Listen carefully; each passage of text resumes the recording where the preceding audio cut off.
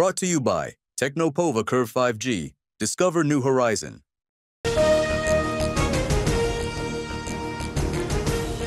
हाँगकाँगवरून दिल्लीला येणारं एअर इंडियाचं विमान पुन्हा हाँगकाँगला रवाना. विमानात तांत्रिक बिघाड झाल्याची शंका.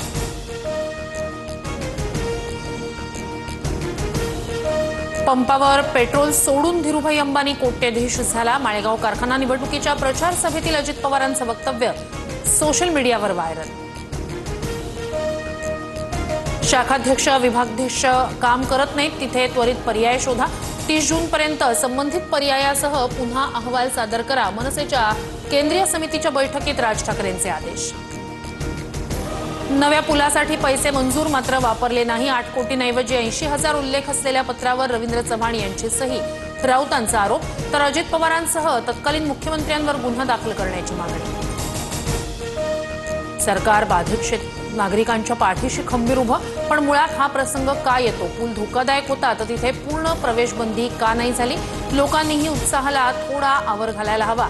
राज ठाकरेंचं ट्विट. मावळ तालुक्यातील इंद्रायणी नदीवरील जीर्ण पूल कोसळून 4 मृत्यू, 51 जखमी. मृतांच्या नातेवाईकांना 5 लाखांची शासकीय मदत जाहीर. आज पुन्हा एनडीआरएफ कडून बचाव कार्य सुरू.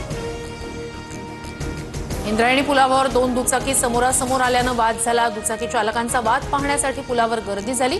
एकाच वेळी पर्यटकांची गर्दी झाल्यानं पूल कोसळला.